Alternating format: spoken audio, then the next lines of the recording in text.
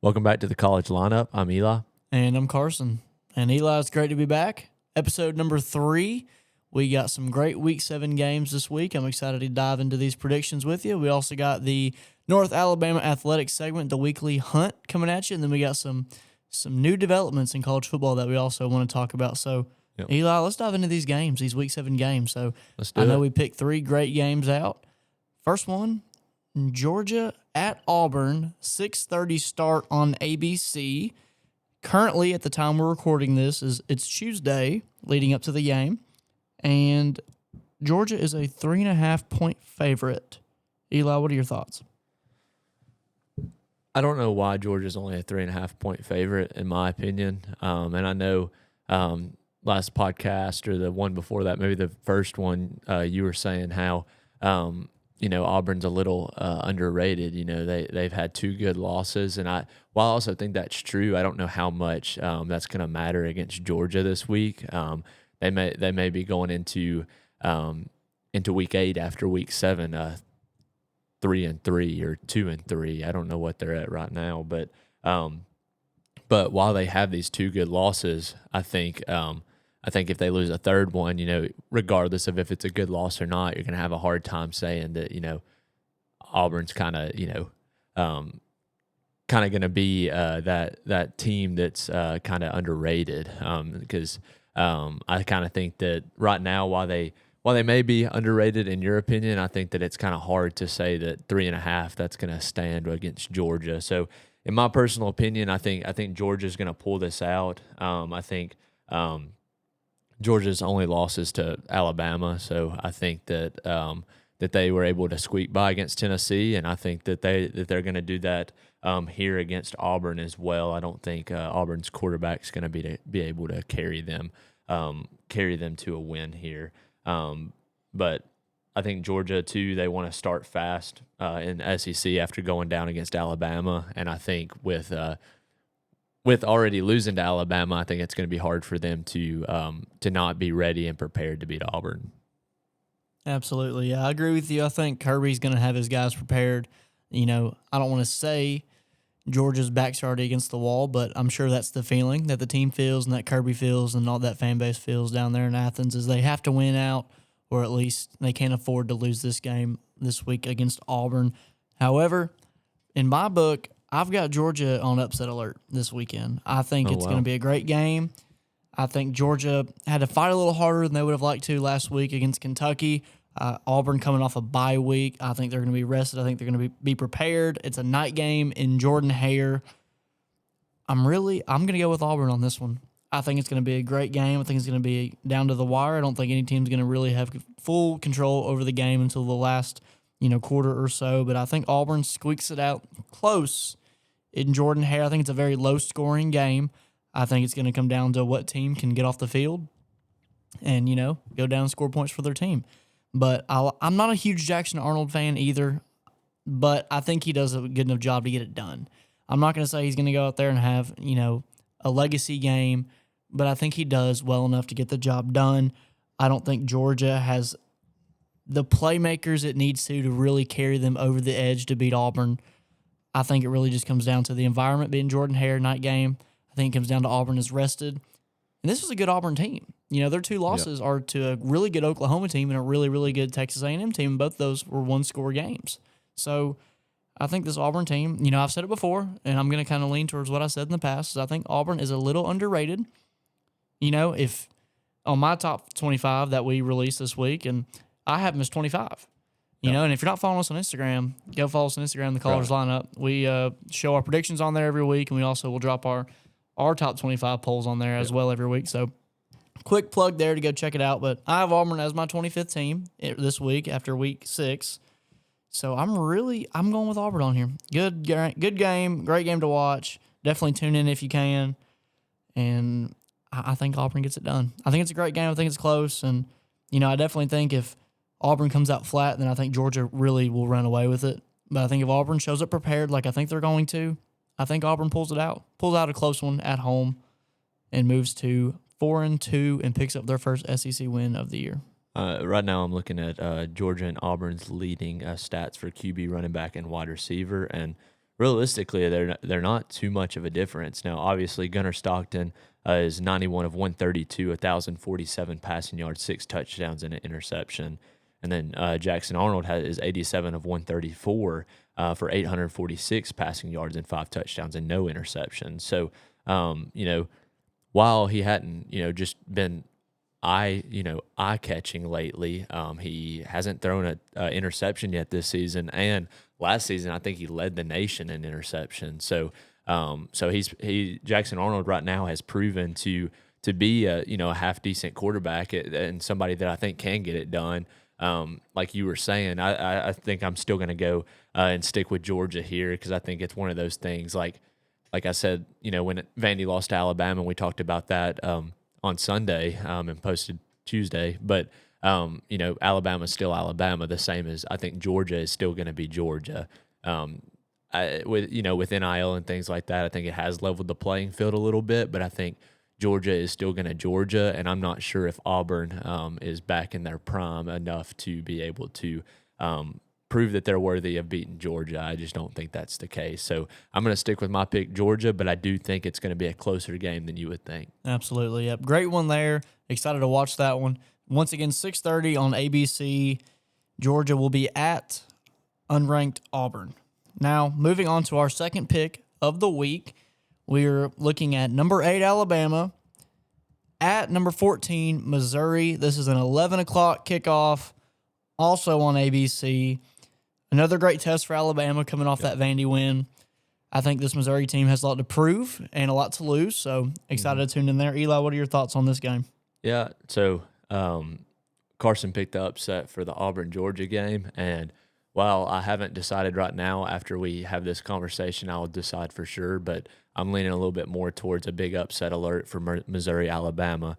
Reason I say that is because Alabama, whether you like to admit it or not, they went and beat a good Georgia team, or as of right now, a good Georgia team, and 5-0 Vandy, and may not hold as much weight, but they were still 5-0 and still played half decent in Tuscaloosa. So I think that also accounts for something as well. So with Alabama playing 2 really tough games the past 2 weeks and not really having a break there and having to go play Missouri, I think it's going to be a tough situation for Alabama. Now I think they'll be prepared. I saw today that their wide receivers were catching rugby balls in practice. I don't know if that has anything to do with maybe keeping them from not dropping some passes or what, but I think they're definitely going to be prepared. But I also kind of think that it's kind of a trap game because I think Missouri has been hasn't really been able to show much, but I think that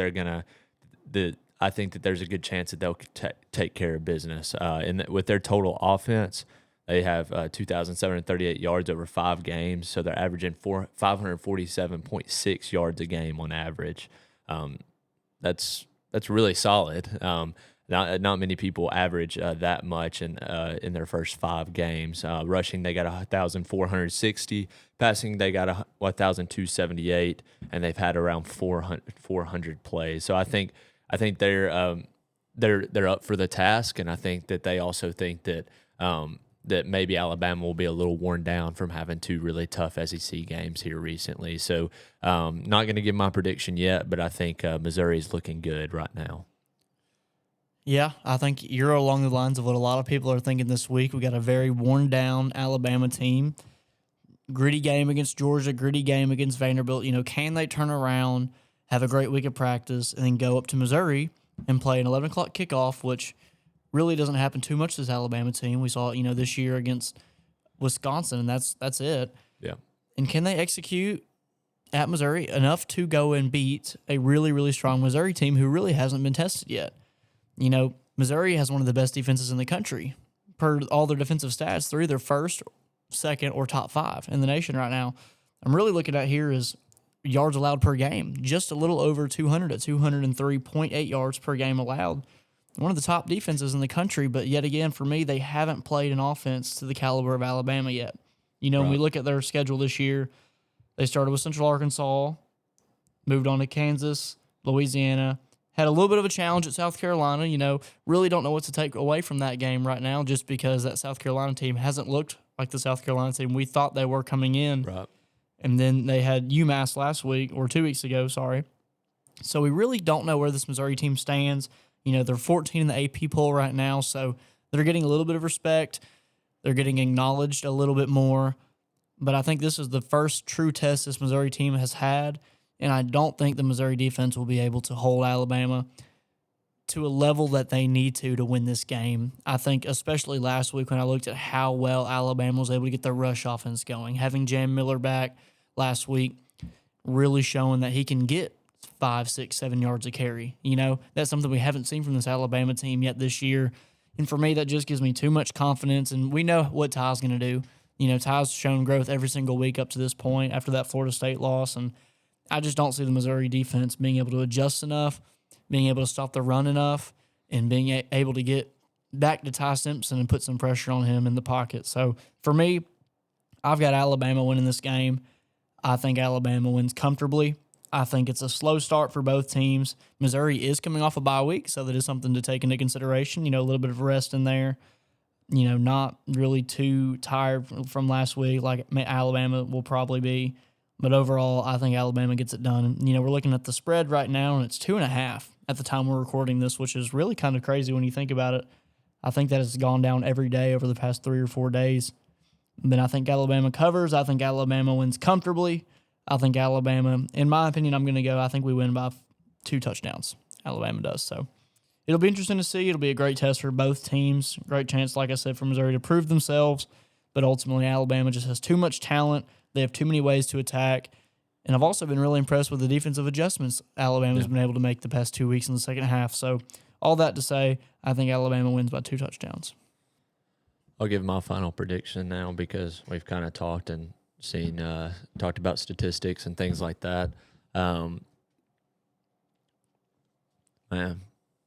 this is tough because I don't want to underestimate Alabama because I think that they can still win, and my record really stands on this decision because I've already lost 1 game this season so far. So I need to really make the right decision here. But I'm going to go out on a limb and might get flamed for it. But I think with statistics do only show stuff on paper, and you can't always go by those. While it's a good indicator, there's no telling what's actually going to happen this Saturday. If any given Saturday, that's just how it's been this season. So I think I'm going to pick Missouri, but I think it's going to be in overtime by a touchdown. Interesting take. I like it, though. I think it'll be a great game, and I think you'll see a lot of people take Missouri this weekend, which, if you were looking back at the beginning of the season, I don't really think you would have been having too many people take this Missouri over Alabama in this game. This is one of those I would think consider easy SEC weeks for Alabama. So, I love seeing Missouri do well and get the acknowledgement they deserve, and I love seeing this game get some more attention to it because I really do think it's going to be a good game. And so Eli's taking Missouri. I'm going to roll with the Tide on this one. Eli's got him by a touchdown in overtime, and I've got Alabama by 2 touchdowns. All right, now we're going to move into our last and third game that we're going to be talking about this week. We have number 7, Indiana, at number 3, Oregon. 2:30 kickoff, Central Time on CBS. Right now, at the time we're recording this, we have Oregon as a 7.5-point favorite. This is the game of the week. This is where College Game Day will be this week. This is the big top 10 matchup with 5-0 Indiana, and Oregon is also 5-0. Both are 2-0 in conference play so far. Eli, what are your thoughts on this game, and what are you looking for? Yeah, sitting here looking at these statistics right now, I think they are kind of a little bit deceiving because they're all very, very similar. You got Oregon with 503.8 yards a game, and Indiana with 538.2 yards a game. You got their scoring offense at 41.5 for both teams, and then passing offense, you got 1,322 overall, about 264 yards a game for Oregon, and then for Indiana, you got 1,352 yards, about 270.4 yards a game passing, and then last statistic I'm going to throw out there, rushing offense. Both teams are averaging, Oregon's averaging 239.4, and Indiana's averaging about 267, 268. So I think that while that shows that it should be a close game statistically, I think Oregon's not going to go into this game and not have too many troubles with Indiana. I just haven't been too impressed with how Indiana's played this season. So with that being said, I don't have much more than that. I think that I think Oregon's going to take care of business, and I don't think it's going to be really close. I think it's going to be a 14-point game. That high, huh? 14 points? Yep. I'm kind of going to go along the lines with you. For me, I just don't see it yet in Indiana for me to really go out there and say it's going to be a great game, more or less pick Indiana to win this game. I love Oregon's offense with Dante Moore really being the captain of this team. I think they're so strong offensively that it doesn't even really matter how their defense performs in this game. With that said, Indiana does have a strong offense. You know, they've got a Heisman contender quarterback right now. But yet again, kind of like what you said, we just haven't seen, that spark from this team that says we can go to Oregon and beat Oregon at home. Right. We saw them destroy Illinois. And I'm not discrediting Illinois at all. It was a 63-10 game. It was a blowout. But it's Illinois. The next week, we see Indiana beat Iowa by 5. And you just can't come out to that level against Oregon this weekend and expect to keep the game close and expect to win. You just can't. For me, I'll gladly go back and eat my words on this if Indiana comes out and performs well and beats Oregon or even keeps the game close. But for me, I'm leaning Oregon probably 2 or 3 touchdowns is what I'm thinking. I think they easily cover the spread right now. Like I said, at the time we're recording this, it is 7.5. I think Oregon covers easily. I think Oregon looks dominant. And I really don't think there's ever a point in this game where Oregon is at threat of losing. So, for me, this is an easier pick than the Georgia, Auburn, and Alabama, Missouri game for me, in my opinion. But I think it'll be a great game. I'm excited to see game day up in Oregon, a venue we haven't seen yet this year. So, I'll be excited to watch it. It'll fit right in the middle of the Georgia, Auburn, and the Alabama, Missouri game. So, we got 3 great games all back to back to back. So, I'm excited to watch, but I think Oregon wins comfortably. Our next segment today is going to be the weekly hunt. For those of you that are new here, maybe first-time listeners, the weekly hunt is a segment we do once a week talking about the University of North Alabama athletic program and kind of some new developments over there. Right now we're going to be hitting on the football team and looking at this past week and seeing what they did performance-wise and looking forward this week into our predictions and really just overviewing the game. And I'm an alumni of the University of North Alabama. Eli is a very soon-to-be alumni here in December. And we do this podcast from Florence, Alabama. So we love talking about our school and our alma mater, and we're excited to be able to cover that with you all. So first thing we're going to do is we're going to look backwards at last week's game. UNA had a tough loss last week at Abilene Christian.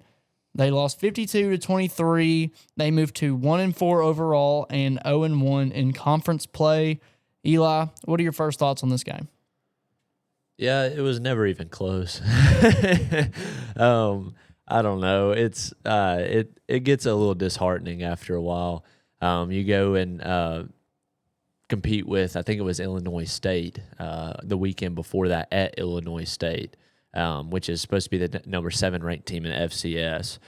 So then that gives you a little bit of hopes that we had a good opportunity to win that game. We missed an extra point that really messed us up and had to go into overtime. But this last week, it just kind of made you be like, oh man, this doesn't give us as much hope as we would like. Because after the Illinois State game, you're thinking, oh, we can go in and beat Abilene Christian.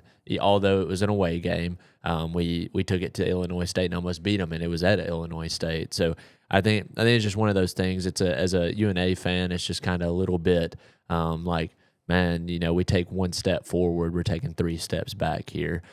So I hope we can win this next week. But other than that, that's really all I have for the recap of last week. Yeah, we saw something interesting there with quarterback. We saw Tab Scott getting most of the snaps. He was 11 for 24 with 2 touchdowns, which is good to see him get some snaps. We haven't seen him too much this season. North Alabama has been rotating quarterbacks a little bit, but they've really been sticking with Patu as their number 1 guy so far this season. So interesting to see Tab Scott get snaps back there.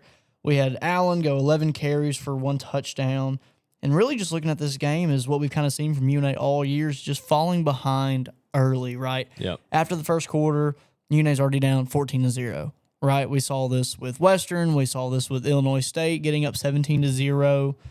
It's just hard for UNA, it seems, to get out of the gate and have success. But once they settle into the game, we really see as the game furthers, we see UNA have more success and get comfortable and be able to run offense and make adjustments on defense enough to win these games.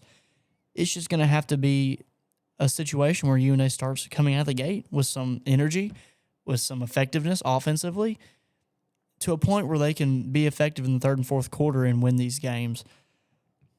Yeah, I agree. I think too, excuse me, especially for this week, I think it's going to be really a better game, hopefully. I think that with having Central Arkansas at home, I think that's going to help a little bit. While UNA doesn't really have a home field advantage necessarily, because we're kind of at a neutral side almost, but stadium coming soon, hopefully August of next year. But I'm hoping that we'll be able to go in and take care of business and maybe get some sense of I don't know, joy back into watching it. It just wasn't. It just was ugly. But also to add on, I think that it's interesting because last season it seemed like we were a first half team. We're gonna go in there and we're gonna compete. We're gonna compete with Florida State and then get beat by them. I think that was 2 years ago maybe. But and then this last year, still first half team.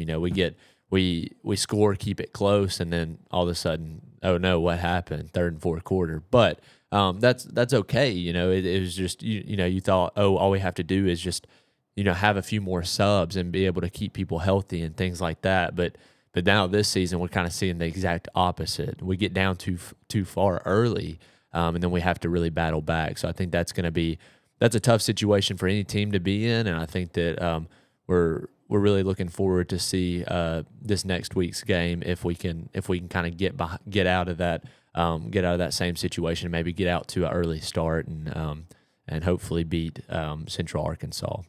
Yep, absolutely. So like you just mentioned, this week, UNA takes on Central Arkansas at home, 3 o'clock kickoff.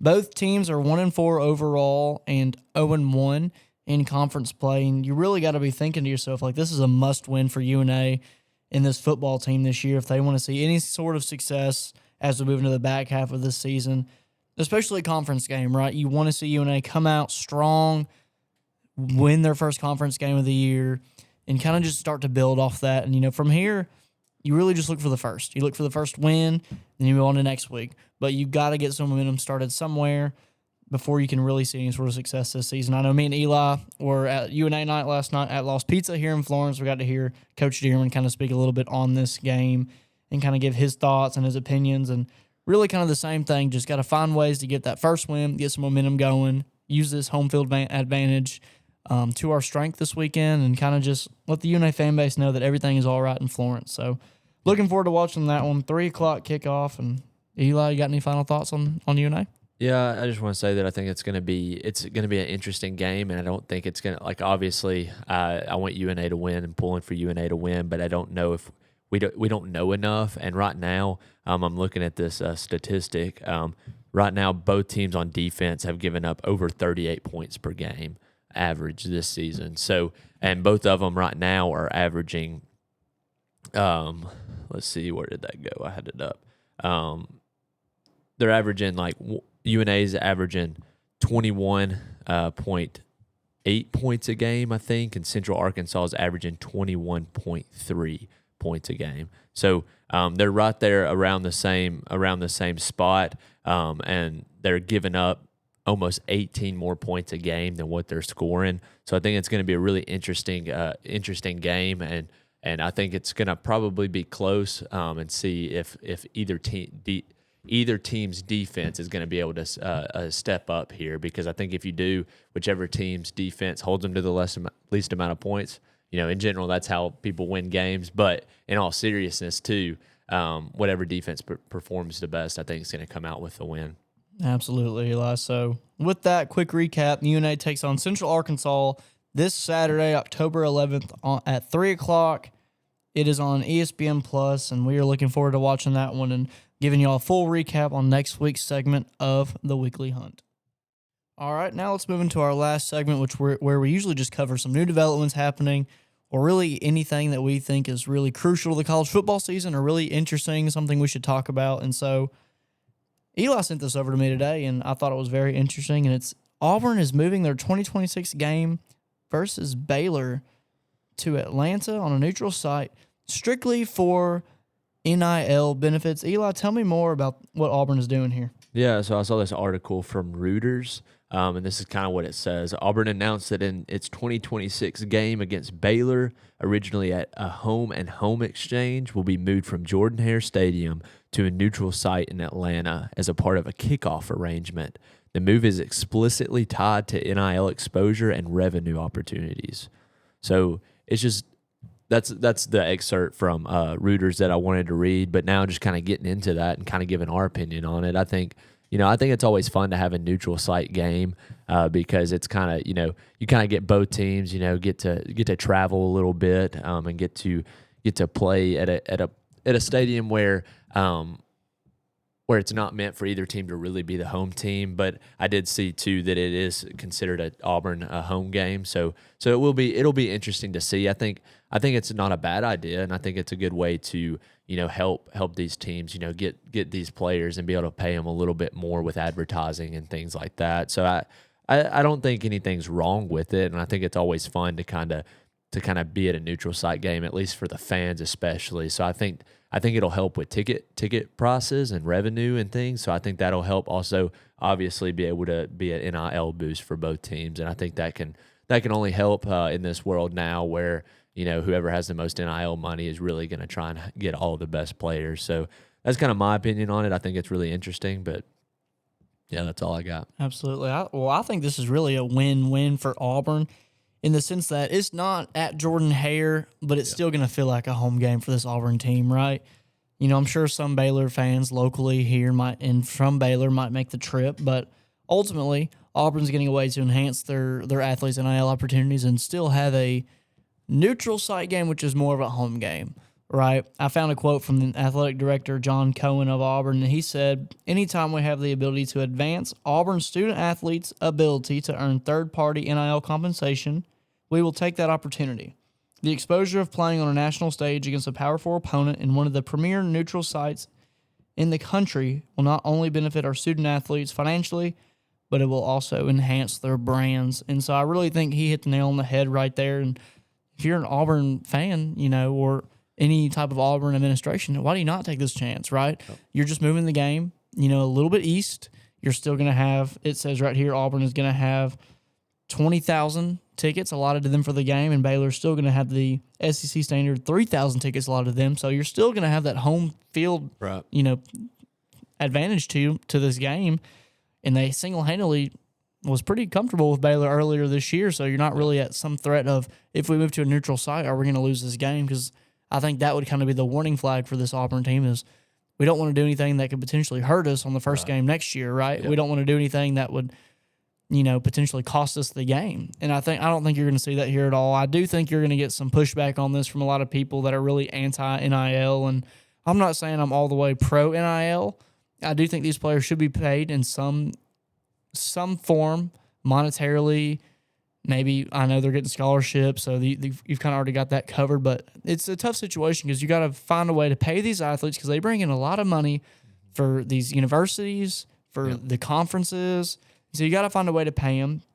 Now, with that said, I do think some things in NIL are a little out of hand, but that's a story for another day. But I do think you're going to see a lot of pushback on this just because the sheer notion of we're moving this game just because of NIL, right? And so I expect there to be a lot of controversy, pushback on this. But overall, I think it's a win-win for Auburn. You still have the home field advantage. Your players are going to have great opportunities, especially for an Auburn university that might not be able to pay as well as some other SEC schools. Right. Maybe because you're still paying former coaches like Brian Harsin and Gus Malzahn. Also a story for another day, but it's kind of noted here, right? Auburn's probably not going to be paying out like a Texas would, or maybe like even a Vanderbilt would, you know, like a private university like Vanderbilt. So Auburn is going to have no issues getting a little bit of NIL help, and still keeping the home field advantage next season. So I think it's a win-win. I do think it's interesting. I think it will cause more athletic programs to be like, hey, maybe we should move this game, or we should look into these opportunities and see what kind of opportunities this would lead for NIL for our players, right? And besides just having, you know, your basic home opener at home, you know, like Auburn was planning to do. And like most of these big schools do, you know, you don't schedule a crazy difficult game, but you have schedule a tough enough opponents where your fan base tunes in and it gets them excited about the season. So the only thing I would be worried about after sitting here for a second, I think too, that you know, it is to advance the NIL, and maybe, you know, there'll be some promises this summer. Hey, you know, since we're playing here at this stadium, you know, you'll get a little bit of a bonus for coming to Auburn, or vice versa, coming to Baylor. And so it could kind of turn into a thing where, you know, where Auburn didn't have an issue with them this time last year, or this time this year.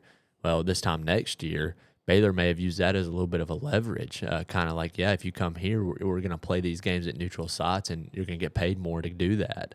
So it could be, you know, a leverage position for both teams, and it could make for a better game too in that aspect. So I think that's interesting to kind of thought-provoking thing that's kind of interesting to think about. absolutely. And another thing on that, you know, it shows that both of these schools have an athletic director, an athletic program that wants them to seek out these NIL opportunities, and will always be open to even changing a venue of a game just for those NIL opportunities. So it signals these potential prospects that these schools are trying to recruit, like, hey, we are on board with NIL.